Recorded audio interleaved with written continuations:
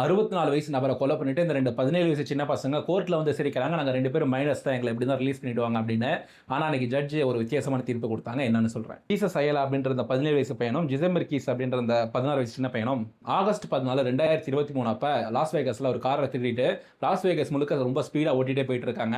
இன்னும் கொஞ்சம் கிக் வேணும் அப்படின்றதுக்காக என்ன பண்றாங்க, ரோட்ல சைக்கிள்லாம் அமைதியா ஓட்டிட்டு இருக்க அந்த நபர்கள் கிட்ட வேகமா காரை ஓட்டிட்டு போய் அப்படியே இடிக்கிற மாதிரி போயிட்டு ஆக்ஷன் பண்ணி நிப்பாட்டுறது அப்படின்னு பண்ணிட்டே இருந்திருக்காங்க.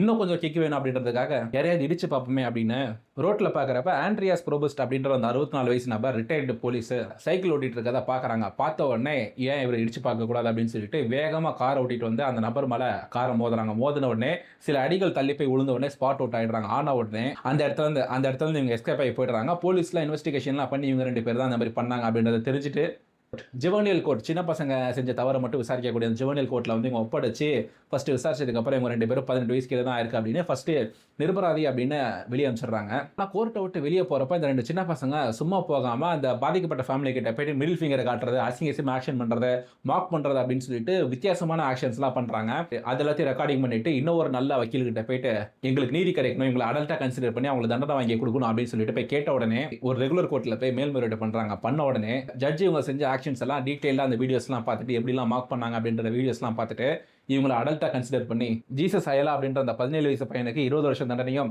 ஜிசம்பர் கீஸ் அப்படின்ற அந்த 16 வயசு சின்ன பையனை 18 வருஷம் தண்டனையும் டிசம்பர் 2025 இப்படி ஒரு தீர்ப்பை கொடுத்தாரு.